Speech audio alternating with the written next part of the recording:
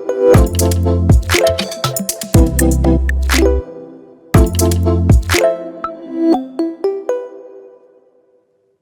علیکم خواتین و حضرات، امید ہے آپ سب خیریت سے ہوں گے۔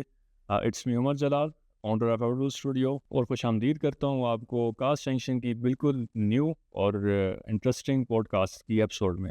اور آج ہمارے ساتھ ایک بہت ہی اسپیشل گیسٹ موجود ہیں۔ ایبٹ آباد کے نامور شخصیات میں ان کا نام آتا ہے ہر دل عزیز ملک دلاور خان موجود ہیں ہمارے ساتھ۔ ملک دلاور صاحب کیسے ہیں آپ؟ ٹھیک ہیں الحمدللہ بھائی۔ ملک صاحب بہت شکریہ، آپ تشریف فرما ہوئے ہماری پوڈ کاسٹ میں، اور انشاءاللہ آج ہم اس پوڈ کاسٹ کو جتنا دلچسپ بنا سکتے ہیں ہمارے ناظرین کے لیے بنائیں گے انشاءاللہ۔ سو ملک صاحب، ویسے تو ماشاءاللہ آپ کسی بھی تعارف کے محتاج نہیں ہیں، بٹ ایک سرسری سا اپنا انٹروڈکشن ہماری آڈینس کے لیے پلیز اگر آپ کر دیں تو۔ بسم اللہ الرحمن الرحیم۔ عمر جلال بھائی، سب سے پہلے تو آپ کا شکریہ کہ آپ نے عزت افزائی دی، اور میں یہاں ایبٹ آباد کا مقامی ہوں۔ بیسک میرا تعلق چندرباڑی پلکوٹ سے ہے، اور گزشتہ 50 سال سے ہم ایبٹ آباد کے حال میں رہائش پذیر ہیں۔ تو یہاں زمانہ طالب علمی بھی یہیں گزرا ہے، کالج اور باقی سیاسی سماجی جتنی بھی ہماری سرگرمیاں رہی ہیں اسی شہر کے لیے رہی ہیں۔ ماشاءاللہ ماشاءاللہ ملک صاحب۔ اچھا، جہاں شجرکاری کا نام آتا ہے وہاں ملک صاحب کا ضرور نام آتا ہے ماشاءاللہ۔ آپ نے کافی کمپینز ریسنٹلی ایک بڑا ایک رائز ہوا شجرکاری کا، ان میں جو سر فہرست نام تھا وہ ملک صاحب کا تھا، اور ماشاءاللہ 10,000 سے اوپر درخت اس وقت تک لگ چکے ہیں ان کی لیڈرشپ میں۔ تو ملک صاحب، ڈیفارسٹیشن بالکل ہمارا ایک بہت بڑا ایشو ہے، جو ایبٹ آباد کے مین ایشوز میں سے ایک اگر کہیں کہ یار جو سب سے پہلے حل کرنے کے لائق ہے وہ ڈیفارسٹیشن کا ایشو ہے، تو آپ کا اس طرف رجحان کیسے پڑا؟ دیکھیں، اصل میں ہم اگر پہلے آپ کو بتایا کہ میں اسی شہر کا رہائشی ہوں، تو آج سے اگر 24 سال پہلے سن 2000 کا ویدر آپ دیکھ لیں، جون جولائی میں، تو ایبٹ آباد کا ٹمپریچر 25 26 تھا، 27 28 تک، اس سے زیادہ نہیں جاتا تھا۔ آج جون جولائی میں ہم 38 اور 40 تک پہنچ گئے ہیں، اور عنقریب ہم اس کو 40 سے کراس کر جائیں گے۔ اس کی وجہ صرف اور صرف درختوں کی کٹائی ہے اور گرین بیلٹس کا خاتمہ ہے، کہ شہر میں آبادی کے بڑھنے کی وجہ سے، گرین بیلٹس ختم ہونے کی وجہ سے، اور مزید درخت نہ لگنے کی وجہ سے، کہ ایبٹ آباد کا جو ٹمپریچر ہے، جو ایک آئیڈیل ٹمپریچر تھا پورے پاکستان کے لیے کہ لوگ یہاں وزٹر آتے تھے، اور ہم جو مقیم ہیں، اور ہم بھی اس کو بڑا انجوائے کرتے تھے کہ جون جولائی میں بھی ہمیں بارشیں مل جاتی تھی اور بڑے سکون سے ہم رہتے تھے۔ لیکن آج ایسا نہیں ہے۔ اس کی سب سے بڑی وجہ کہ آبادی بڑی ہے، ساتھ ہم نے گرین بیلٹس اور درختوں کے شجرکاری کے لیے کوئی سدباب نہیں کیا، جس وجہ سے آج ہمارا ٹمپریچر جو ہے ایبٹ آباد کا وہ انتہائی گرم ہو چکا ہے۔ سو اس کے جو لانگ ٹرم سلوشن ہے ملک صاحب، اگر ہم اس کی طرف بات کریں تو جو آپ کو ایک مین ایشو لگا کہ یار اگر درخت کٹ رہے ہیں تو ہم لگائیں گے، تو یہ کیا ایک لانگ ٹرم سلوشن ہے اس چیز کا کہ ہم جیسے جیسے وہ درخت کاٹ رہے ہیں تو ہم جسٹ لگاتے جائیں؟ اصل میں گو کہ تمام شہری اس میں انوالو بھی ہوتے ہیں، مختلف تنظیمیں بھی کام کرتی ہیں، مختلف شہری بھی کام کرتے ہیں، لیکن جب تک سرکاری سرپرستی یا ادارے اس میں دلچسپی نہیں لیں گے، اس وقت تک ہم اس مسئلے پر قابو نہیں پا سکیں گے کہ ہمیں اربن فارسٹ کی انتہائی ضرورت ہے۔ اربن فارسٹ سے مراد شہر میں جس جگہ بھی درخت لگانے کی، اگر ایک درخت کی گنجائش ہے تو ایک درخت لگائیں، 2 درخت لگانے کی گنجائش ہے 2 درخت لگائیں، تو شہر میں ہم اربن فارسٹ کو پروموٹ کریں، اور باقی جو ہمارا جو فارسٹ ہے جو دن بدن کم ہوتا جا رہا ہے، اس کو پورے دنیا میں جتنے بھی ممالک ہیں وہ اس پر بڑا فوکس کرتے ہیں کہ جنگلات کو بڑھاتے ہیں، لیکن بدقسمتی سے ہمارے جنگلات کم ہو رہے ہیں. ہم نے ان کو بڑھانے کا کوئی ایسا تجربہ نہیں کیا، نہ کوشش کی ہے. اس سے بہت زیادہ نقصانات ہوئے ہیں. نقصانات کیا ہوئے ہیں؟ سب سے پہلے زمین کا کٹاؤ ہوا ہے اور لینڈ سلائڈنگ ہوتی ہے. دوسرا، پرندے جو ہمارے مقامی پرندے تھے وہ پرندے یہاں سے کوچ کر گئے ہیں. اب آپ کو پرندے نظر نہیں آتے ہیں یہاں پر. تیسری بات جو سب سے زیادہ نقصان دہ ہوا ہے، جس سے آج شہر بھی پریشان ہے، کہ پانی کی کمی ہوئی ہے. آپ سوچیں گے درختوں سے پانی کی کمی کیسے اس سے ہوئی؟ درختوں سے پانی کی کمی ایسی ہوئی ہے کہ جس علاقے میں درخت زیادہ ہوں گے، ویدر معتدل ہوگا، وہاں بارشیں ہوں گی. جب بارشیں ہوں گی، زمین ریچارج ہوگی. زمین ریچارج ہوگی تو زیر زمین جو پانی کی سطح ہے وہ بلند ہوگی. تو اب جو زیر زمین پانی ہے وہ بہت نیچے چلا گیا ہے. تو اس زیر زمین پانی کے اضافے کے لیے بھی ہمیں بہترین قسم کی شجرکاری کی ضرورت ہوگی. تو ماشاء اللہ ابھی تک جو آپ نے کمپینز لانچ کی، ٹھیک ہے، ڈفرینٹ پلانٹیشن ڈرائیوز آپ نے کی مختلف کالجز، یونیورسٹیز اور اسکولز کے ساتھ، تو ابھی تک کتنی کر چکے ہیں اور آنے والے وقت میں کتنی کرنے کا ارادہ ہے؟ اصل میں دیکھیں، یہ ہر سیزن میں الحمدللہ ہمارا یہ مشن رہا ہے کہ ہم اس شہر میں پلانٹیشن ڈرائیو کریں. گزشتہ کئی سالوں سے ہم کر رہے ہیں. اور گو کہ ہم اتنے زیادہ درخت تو نہیں لگا سکتے، جتنی بھی مین پاور ہوتی ہے، اسکولز کے بچے اور وہ شہر کی سول سوسائٹیز کے لوگوں کو ساتھ انوالو کرتے ہیں، لگاتے ہیں 2 4 5 7 ہزار. لیکن ہماری جو کمپین ہوتی ہے، پچھلے اس سیزن میں بھی ہم نے تقریباً 8 10 پلانٹیشن ڈرائیوز کی ہیں.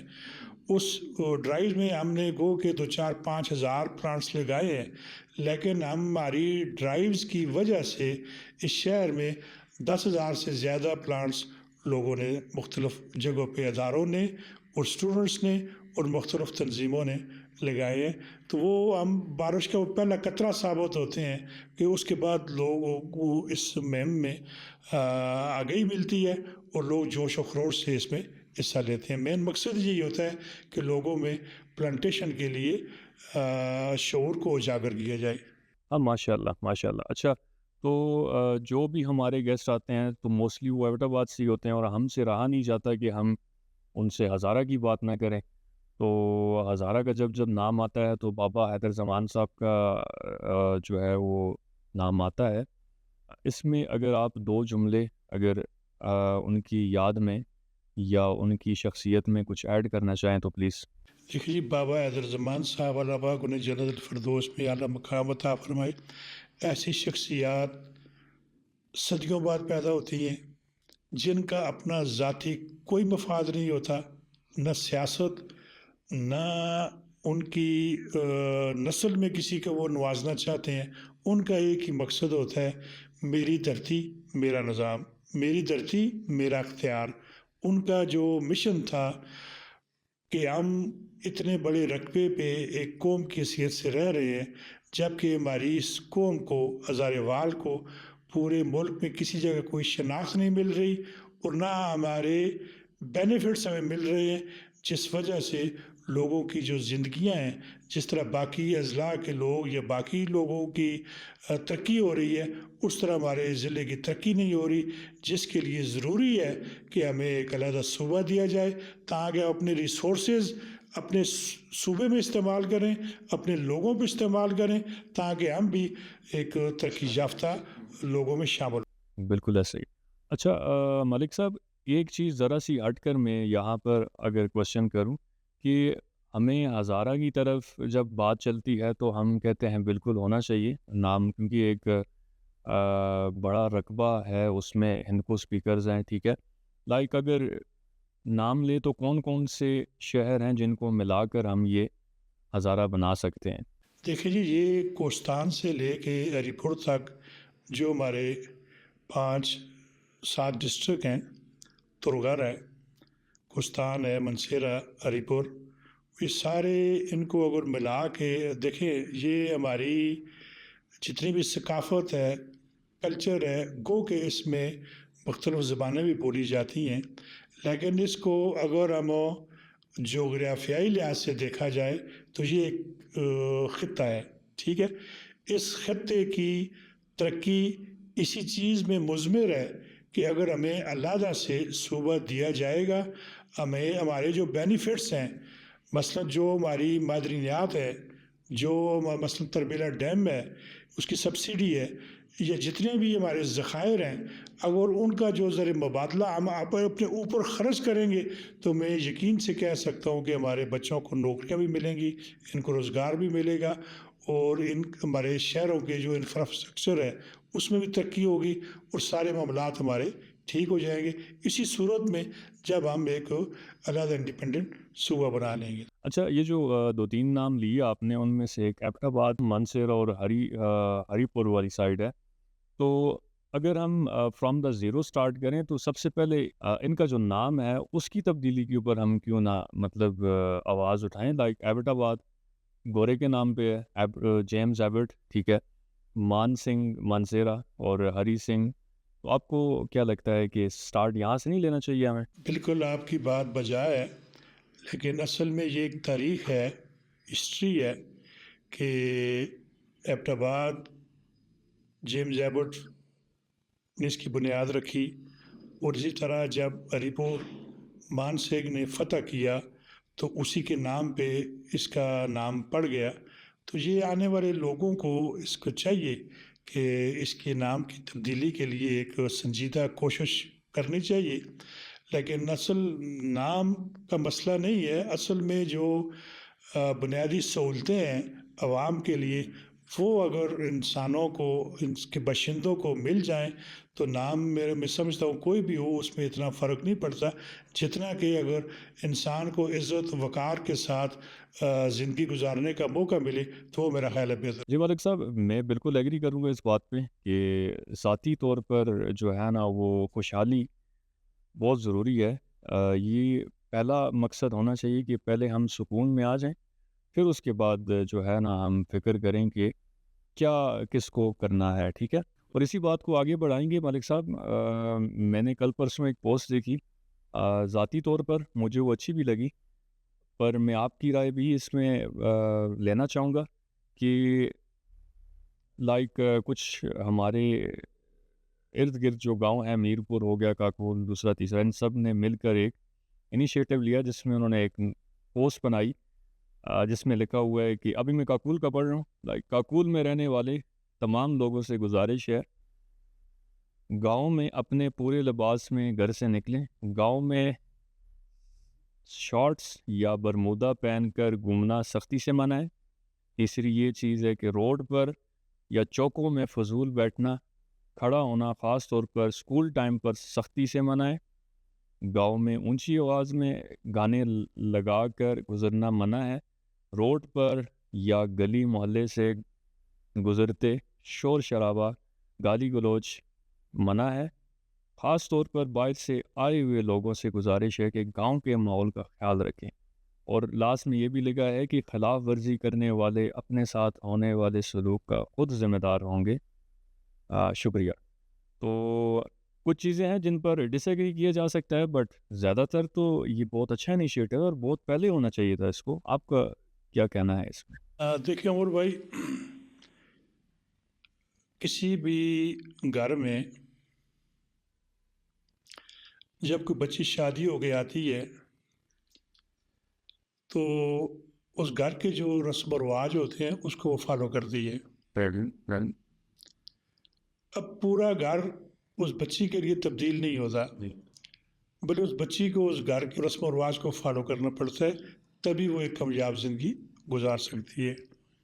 اسی طرح ہمارے محلے، ہمارے گاؤں ہمارے گھر ہیں، ہمارا شہر ہمارا گھر ہے، تو ہم جو یہاں مقیم لوگ ہیں، باشندے ہیں، جدی پشتی یہاں کے رہنے والے ہیں، ہم ہر شخص کو اس کے باپ دادا، اس کی نسل تک پہچانتے ہیں، ٹھیک ہے؟ تو اب اس کی مثال میں آپ کو دیہات کی ساتھ دیتا ہوں۔ آپ کو پتہ ہے ہمارے گلیات میں घरों की चारदीवारियाँ नहीं होती। घरों की चारदीवारियाँ नहीं होती, उनके बरामदे या सहन बिल्कुल ओपन खुले होते हैं और सहन के आगे से शरेआम है, रास्ता जा रहा है। क्यों? कि उन रास्तों पे जाने जाने वाले गाँव के ही लोग होते हैं और उन गाँव के लोगों की आँखों में हया होती है। जी। वो किसी के घर बदतमीज़ी से नहीं देखते। ठीक हो गया? अब ये चीज़ हमारे शहरों में, हमारे मोहल्लों में ये चीज़ नहीं है, ठीक है? उसके लिए ज़रूरी ये है कि जो पुराने लोग हैं, वो अपना एक नज़्म ज़ब्त बनाएँ, जिस तरह ये बच्चों ने ये मेरा ख़्याल है मीरपुर से ये पोस्ट शुरू हुई है, तो फिर ककूल, नवांशहर, शोगरबंडी और मुख्तलिफ़ लोगों ने इसको शेयर किया है। अब इसको अमली जामा पहनाने की भी ज़रूरत है। कि मोहल्ले में जब देखें हम किसी भी बुराई का खात्मा नहीं करेंगे तो एक दिन वो बुराई आपके घर में दाखिल हो जाएगी। इसलिए किसी दूसरे के घर में अगर लगी हुई आग को आप बुझाने की कोशिश नहीं करेंगे तो कल आपका अपना घर भी जल सकता है। तो इसलिए मोहल्ले में इस तरह की जो रस्में इसको इनको कोई भी पसंद नहीं करता, तो उन पे रोकथाम होनी चाहिए और बच्चे जो स्कूल टाइम पे चौकों कचहरियों में खड़े होते हैं उनसे बाज़ पुरस होनी चाहिए, उनको रोकना चाहिए, उनको उनके वालिदैन को मुतनब्बे करना चाहिए। फिर भी बाज़ ना आए तो फिर उनके लिए पुलिस में कंप्लेन करनी चाहिए। तो ये छोटी-मोटी जो एक्टिविटीज़ है, इससे हम माशरे में कई बहुत बड़ी-बड़ी बुराइयों से हम बच सकते हैं। अच्छा मलिक साहब, इस पोस्ट को देखकर एक उम्मीद सी भी जागती है, लाइक क्या आपको लगता है कि हम उस डगर की तरफ जा रहे हैं कि जहाँ पर हम सब किसी न किसी दिन एक पेज पर होंगे? देखें, ये उमर भाई माशरे में हर वक्त अच्छे लोग मौजूद होते हैं। ये अलग बात है उनकी लोग सुनते कम हैं या उनके लोग गिरद जमा कम होते हैं, लेकिन हर जगह, हर घर में, हर मोहल्ले में 2, 4, 5, 6 लोग अच्छे ज़रूर होते हैं, नसीहत करने वाले, गाइड करने वाले, समझाने वाले।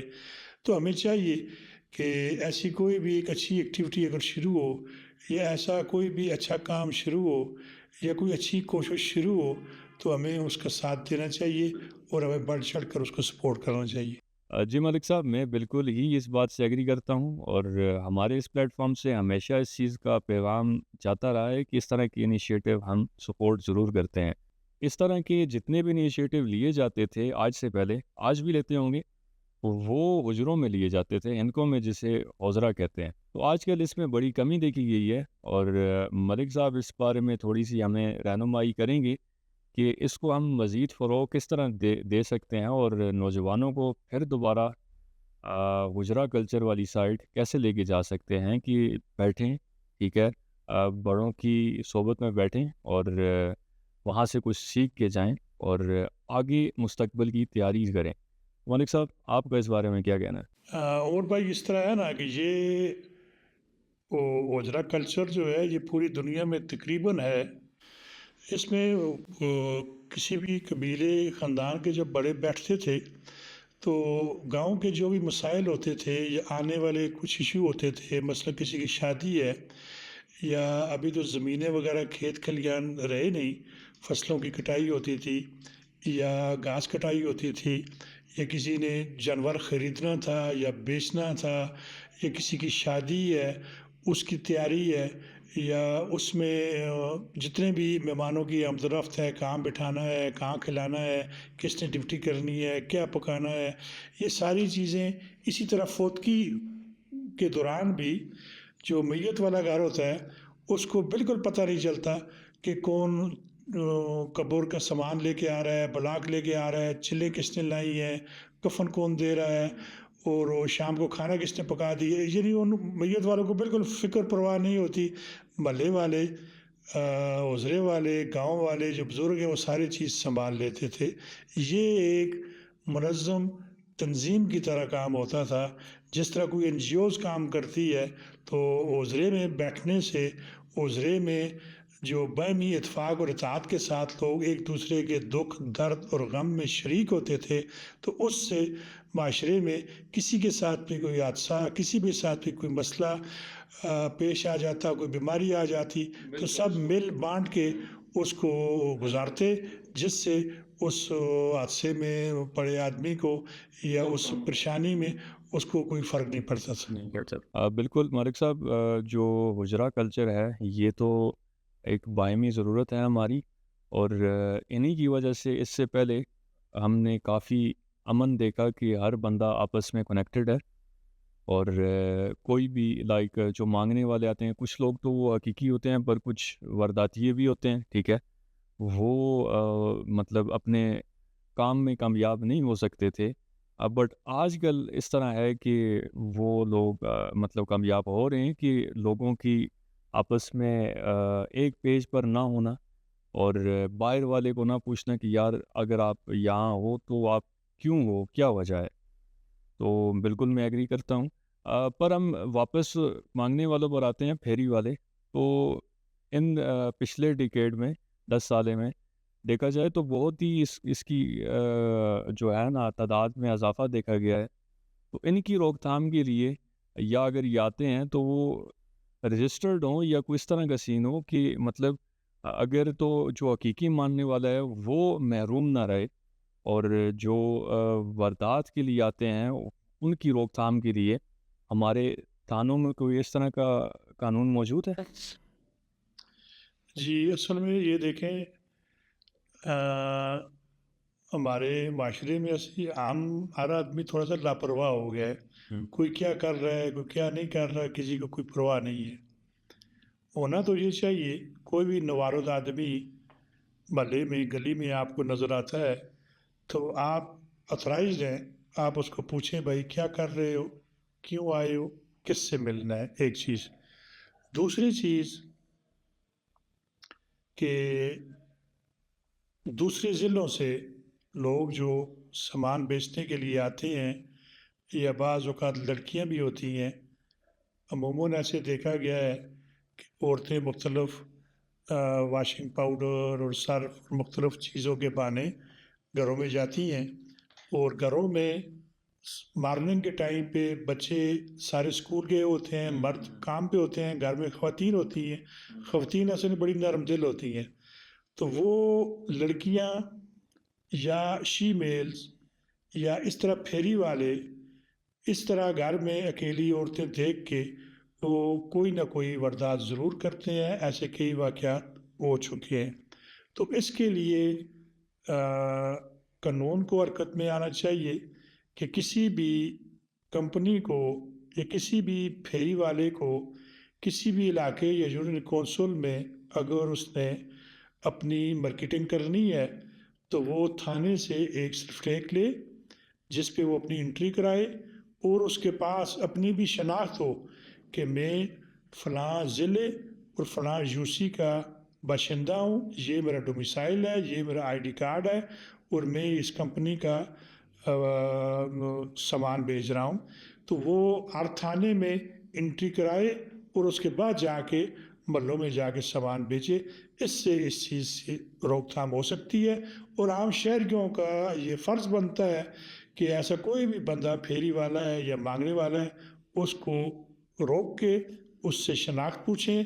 अगर उसके पास ऐसा कोई सबूत नहीं है तो बिल्कुल पुलिस को कॉल करके उसके हवाले कर दें। बिल्कुल ऐसा ही है मलिक साहब, बट इसके लिए तो एक मास्टर प्लान ज़रूरी है ना, जो कि सपोर्ट कर रहा हो, जो कि बैक कर रहा हो, इन सब चीज़ों को अकाउंटेबल रखता हो कि यार ये चीज़ ऐसे होनी चाहिए। तो क्या हमारे पास कोई इस तरह का मास्टर प्लान मौजूद है, या फिर माजी में मौजूद रहा है? देखिए, इसके लिए जो डिस्ट्रिक्ट एडमिनिस्ट्रेशन है या अब्टाबाद पुलिस ज़िली पुलिस ऑफिसर साहब है, उनके साथ सिविल सोसाइटीज़ की तरफ से हमारे हर यूसी में वीसी में नुमाइंदे मौजूद हैं, नाज़मीन मौजूद हैं।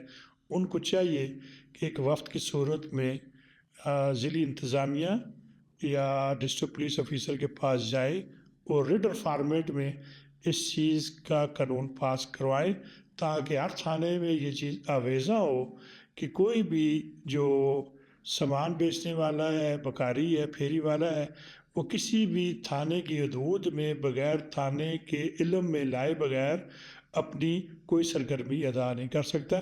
ये सर्कुलर जारी होना चाहिए एबटाबाद पुलिस की तरफ से। बिल्कुल मलिक साहब, मेरा इशारा उस तरफ था कि ये तो चलें एक इशू आ गया ना, फेरी वाला, दूसरा, तीसरा, ठीक है। ये तो एक इशू है। मैं ये पूछना चाह रहा हूँ आपसे कि इन मसाइल ये जो जितने भी मसाइल हैं, इनके पीछे एक मास्टर प्लान मौजूद है एबटाबाद का कि यार आप, क्योंकि ऑफ द कैमरा हमारी जो गपशप हुई थी, आप कह रहे थे कि 1860 में आपने कोई मास्टर प्लान देखा था जिसमें सारी चीज़ें मौजूद थी कि किस चीज़ को किस जगह पर होना चाहिए, ठीक है, और लाएअमल भी मौजूद थे उसमें। उस बारे में थोड़ी-सी रोशनी डालें आप। देखिए, ये 1860 का नक्शा कैंट बोर्ड के पास भी मौजूद है, जिसमें ग्रीन बेल्ट्स मेंशन किए गए हैं और जो एबटाबाद के बरसाती नाले हैं, जिनको रवीन्स कहते हैं हम, कस्सियाँ कहते हैं, वो मेंशन है, ठीक है। अब एबटाबाद में जो सैलाबी कैफियत होती है मानसून की बारिशों में और सर्दियों में, उसकी मेन वजह कि वो तमाम नाले बंद हो चुके हैं। उसके लिए बड़ा आसान फार्मूला है कि सरकारी इदारों को चाहिए कि 1860 का नक्शा सामने रखें और उसके मुताबिक जो भी उस पर तजावज़ात है बिला तफरीक उसको ख़त्म करें, तब जाके एबटाबाद शहर में कम से कम ये जो सीवरेज का सिस्टम है वो बेहतर हो जाएगा। अगर आप मसलन एक मैं शिमला पहाड़ी की मिसाल दूंगा या मलपुरा की मिसाल दूंगा। इस मलपुरा नल्ला, ये जो शिमला पहाड़ी मोड़ के ऊपर जितनी भी आबादी है, ये अगर 5-10 हज़ार की आबादी है, हर घर के ऊपर 3,000-4,000 गैलन पानी की टंकी है, ठीक है। अब इतनी आबादी है, वो पानी यूज़ करते हैं, मुँह हाथ धोते हैं, कपड़े धोते हैं, गुस्ल करते हैं, वज़ू करते हैं, बचते हैं, सारा पानी इस्तेमाल होता है। आया जो पानी इस्तेमाल हो रहा है, वो जिन रास्तों से जा रहा है, जो नालियाँ हैं, वो कंजम्पशन कैपेसिटी रखती कैपेसिटी रखती है या नहीं रखती? नहीं रखती। नहीं। उस इस्तेमाल शुदा पानी के लिए उनके पास कैपेसिटी नहीं है, तो जब बारिश होगी, इन पहाड़ों का पानी जमा होके आएगा, तो फिर उसकी सूरत हाल क्या होगी? तो इसके लिए एक जामे मनसूबाबंदी की ज़रूरत है, एक जामे प्लान की ज़रूरत है, जिस वजह से बहुत सारे लोगों का नुकसान भी होता है और कारोबार ज़िंदगी मफलूज हो जाता है कि आप शहर रेशम पे सफ़र नहीं कर सकते, मरीज़ टाइम पर नहीं पहुंच पाते। तो बिल्कुल समझो कि डेडलॉक हो जाता है। तो उसके लिए ज़रूरी है कि हमें एक जामे मनसूबाबंदी करनी चाहिए। अच्छा, शहर रेशम की बात आपने की, तो शहर रेशम में मेरी याद के मुताबिक ये पहले काफ़ी कंजस्टेड था, बट एक कोई अल्लाह का नेक बंदा आया, अब आपसे पूछेंगे कि वो कौन थे, जिन्होंने कम से कम जो कमर्शियल एरिया है, दुकानें वगैरह हैं, उनको पीछे किया था, इसका एक सर्विस रोड बनाने की कोशिश की थी। पहले तो हम ये बात करेंगे कि वो नाकाम क्यों हुई। चलें हम यहीं से स्टार्ट लेते हैं कि ये किसने इनिशिएटिव लिया था और ये अभी तक इस पर अमल क्यों नहीं हो पाया? देखिए जी, ये मैं खराज तहसीन पेश करूँगा शहीद एसी उसामा वराइस साहब को, जो एक जहाज़ क्रैश हादसे में शहीद हो गए थे। तो उन्होंने बड़े दबंग तरीके से शहर के बहुत से लोगों की मुखालफत के बावजूद, सियासी और अवामी नुमाइंदों की मुखालफत के बावजूद, उन्होंने अपने ज़ोर बाजू पे फुआरा चौक से लेके मीरपुर तक बिल्कुल रोड को तकरीबन 10-10 फुट, 12-12 फुट, 14-14 फुट उन्होंने तजवज़ात से खाली करा दिया। और अभी तक, ये 17-18 की बात है, अभी तक वो रोड उसी तरह खाली पड़ा हुआ है। लेकिन बदकिस्मती से हमारे जो नुमाइंदे हैं, उनसे इसके लिए कोई फ़ंड नहीं ला सके कि रोड तो तजवज़ात ख़त्म हो चुकी हैं, लेकिन अभी फ़ंड्स नहीं हैं, जिस वजह से इस रोड की कुशादगी हो सके। और ज्यों का त्यों वो वैसे ही पड़ा हुआ है। और उसके साथ शहर रेशम के दोनों अतराफ़ पे एक वसी सेवरेज सिस्टम की ज़रूरत है, जो चाहे NHA वाले बनाएं, या अभी इसमें मुख्तलिफ महकमों की लड़ाई आपस में होती है कैंट एरिया कहते हैं जी ये जगह मेरे पास है, रोड एनएचए के पास है, कुछ एरिया डिस्ट्रिक्ट कौंसिल के पास है। ये बस एक दूसरे पे डाल के अपनी जिम्मेदारियों से वो बरी-उज़्ज़िम्मा हो जाते हैं। बिल्कुल ऐसा ही है। तो इस रोड के ऊपर एक नामवर पुल है जिसको कहते हैं जब का पुल। तो हमारी जो डिस्कशन भी हो रही थी ऑफ द कैमरा, आपने नापा भी था इसको, 48 फुट था ये, और इसके नीचे जो नाला है वो 6 फीट का रहा है। तो इसके पीछे क्या वजह थी? देखिए जो इब्टाबाद के पुराने लोग हैं, उनको पता है कि इसे जब क्यों कहते थे। ये जब से मुराद जहाँ पानी का जमा होना, जहाँ चश्मे थे कुदरती, और उन चश्मों से एक छोटा सा बरसाती नाला समझ लें बन गया था, जिसमें साफ़ सुथरा शफाफ पानी था। उसमें मछलियाँ भी थीं और लोग अपनी गाड़ियाँ भी धोते थे और मछलियों का शिकार भी करते थे, और यहाँ पानी के परिंदे बगले भी थे।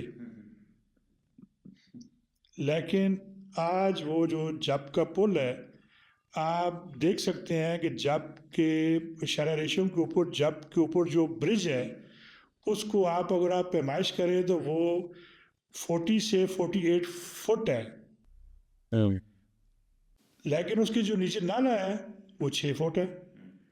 अब लॉजिकली अकल ये नहीं मानती कि 6 फुट नाले पर 48 फुट पुल कैसे बन गया। इसका ये मतलब है कि 48 फुट नाला था जो अब 6 फुट रह गए।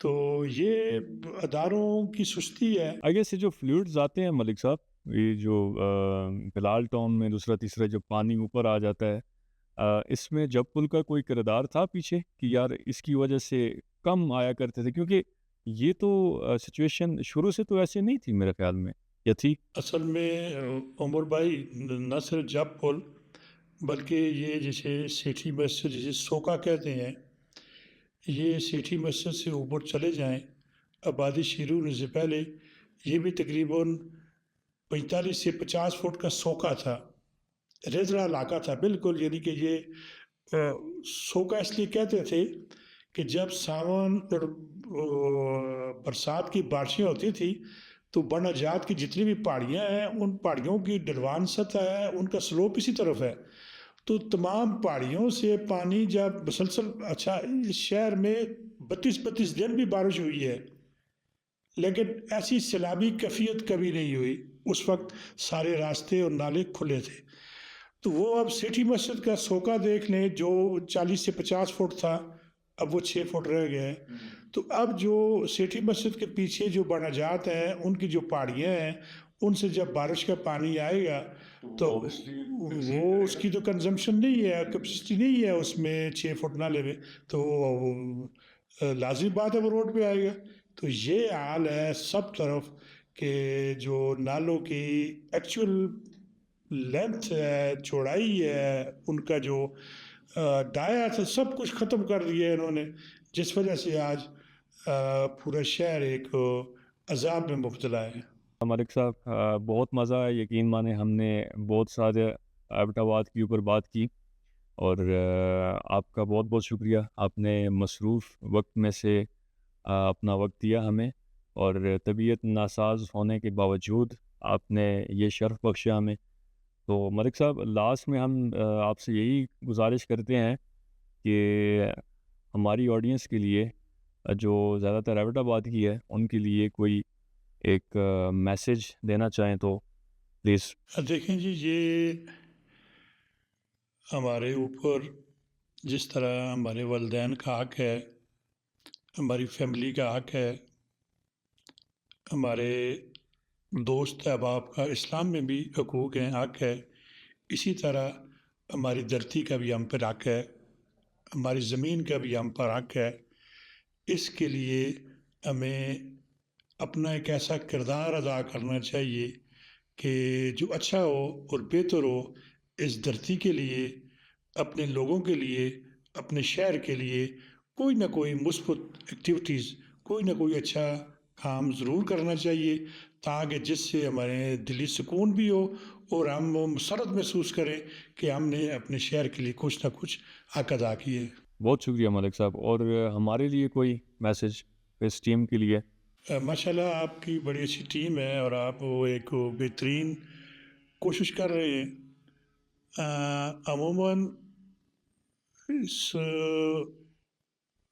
मुल्क में ऐसे होता है कि हम जो अपने जो करीम है या हमारे जो हीरोज़ हैं या किसी भी शोबे में नुमायाँ जो खिदमात देते हैं, तो हम अमूमन उनके मरने के बाद उनको खराज तहसीन पेश करते हैं और तज़ीती रेफ़रेंस करते हैं, जी वो फ़लाँ आदमी बड़ा अच्छा था। तो चाहिए तो ये कि हम ऐसे लोगों से उनकी ज़िंदगी में मुस्तफ़ीद हों, उनके तजर्बात और उनकी तहकीक और उनका जो काम है, उनको लोगों के सामने लाएँ ताकि उनको भी एक वो हौसला मिले कि हमें किसी ने रिगार्ड किया है, हमारी किसी ने हौसला अफ़ज़ाई की है और उनका जो फ़न है या उनका जो तहकीक है या उनके पास जो ख़ज़ाना है, उससे बाकी लोग भी इंस्पायर हो। मुस्तफ़ीद हो सकें। तो ये आप माशाल्लाह वो एबटाबाद के बहुत से कीमती शख्सियात को दावत देते हैं, लेके आते हैं, उनके तजर्बात शेयर करते हैं, उनको लोगों तक लाते हैं, तो ये एक बहुत अच्छा काम है और मैं इसकी यानी कि आपको दाद भी देता हूँ और खराज तहसीन पेश करता हूँ। बहुत शुक्रिया मालिक साहब, बहुत शुक्रिया। Thank you so much.